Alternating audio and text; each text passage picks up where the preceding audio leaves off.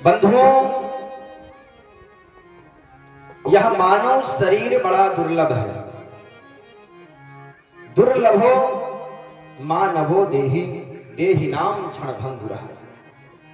अच्छा, यह मानव शरीर है तो दुर्लभ प्यारे, लेकिन क्षणभंगुर है तो दुर्लभ लेकिन क्षणभंगुर है। कब समाप्त हो जाए कोई गारंटी नहीं है। तो महाराज, ये मानव शरीर मिला किस लिए? बड़ी भाग मानुष तन पावा। अच्छा, बाबा ने ये तो नहीं लिख दिया कि बड़े भाग गधा तन पावा। भाई, मनुष्य शरीर पाना कुछ विशेषता रही होगी इसमें। नहीं, गधा भी तो लिख सकते थे भाई, कुछ तो विशेषता। बड़े भाग मानुष तन पावा, सुर दुर्लभ सद ग्रंथनि गावा। ये देवताओं को भी दुर्लभ है मानव शरीर प्यारे,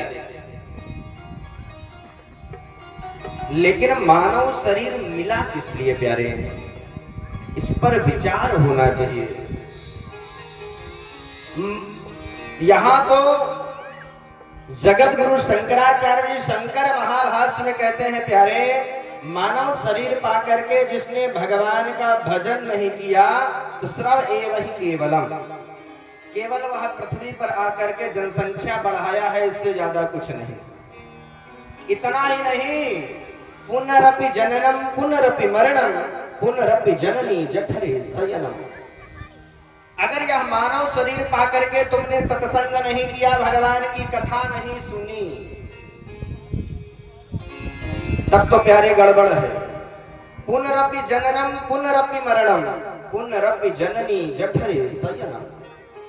प्यारे, बार बार जीव जन्म लेता है, बार बार जीव मर जाता है, और उसके बाद पुनः मां के उदर में पहुंच जाता है, फिर प्रसव वायु के द्वारा पुनः जन्म होता है। यह 84 का चक्कर चलता रहता है, साधन धाम मोक्ष कर द्वारा। यारे, यह मानव शरीर ही एकमात्र ऐसा है जिसको पाकर के जीव सत्कर्म कर सकता है।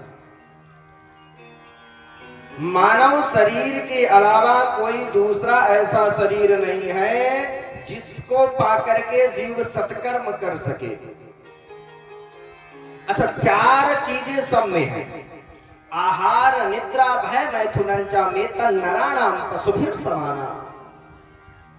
ये 4 गुण पशुओं में भी है और मानव में भी है, लेकिन मेतन नराणाम, इससे अलग है मानव। उसमें समझने और सुनने की शक्ति है प्यारे।